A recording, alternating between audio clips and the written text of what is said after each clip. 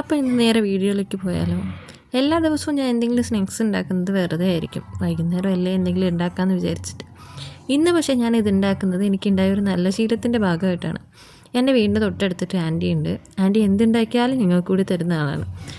അപ്പോൾ ആൻറ്റിക്ക് ഞാൻ എന്തെങ്കിലും ഉണ്ടാക്കി കൊടുത്താൽ ആൻറ്റി എപ്പോഴും ആ പാത്രം വെറുതെ തരാറില്ല, അതിനെന്തെങ്കിലും ഉണ്ടാക്കിയേ തിരിച്ച് തരാറുള്ളൂ.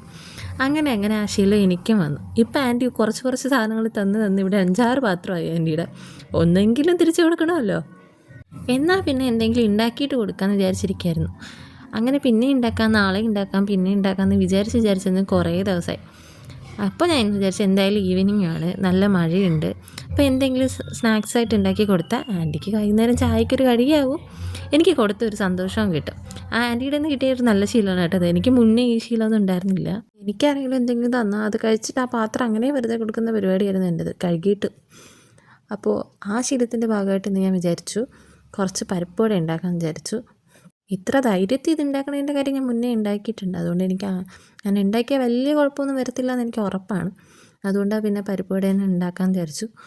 പിന്നെ കുറച്ച് കടലപ്പരിപ്പ് ഇരിപ്പ് ഉണ്ടായിരുന്നുകൊണ്ട് ഞാൻ ഓൾറെഡി ഉച്ചയ്ക്ക് തന്നെ വെള്ളത്തിലിട്ട് വെച്ചിട്ടുണ്ടായിരുന്നു. ഈവനിങ് ഒരു 5-6 മണിയായപ്പോഴത്തേക്ക് അതെടുത്തൊന്ന് ഭയങ്കര പേസ്റ്റായിട്ട് അരയ്ക്കാതെ ഒന്ന് ഗ്രൈൻഡ് ചെയ്തെടുത്തിട്ട് അതിലാവശ്യമുള്ള സൈഡൊക്കെ ചേർത്ത്, അപ്പോൾ എല്ലാവർക്കും അറിയാമല്ലോ പരിപ്പ് വടയൊക്കെ ഉണ്ടാക്കാൻ. അങ്ങനെ നന്നായിട്ട് മിക്സ് ചെയ്തെടുത്ത് ബോൾസാക്കി വെച്ചതിന് ശേഷമാണ് ഞാൻ വീഡിയോ എടുക്കാൻ തുടങ്ങിയത്.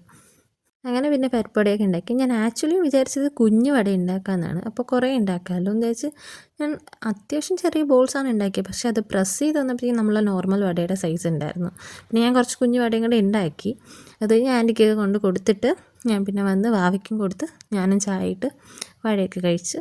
അപ്പോൾ ഹസ്ബൻഡ് ഇല്ലായിരുന്നു, വന്നിട്ടാണ് ഹസ്ബൻഡിന് കൊടുത്തത്. അപ്പോൾ അത്രയേ ഉള്ളൂ. Tata bye bye, see U.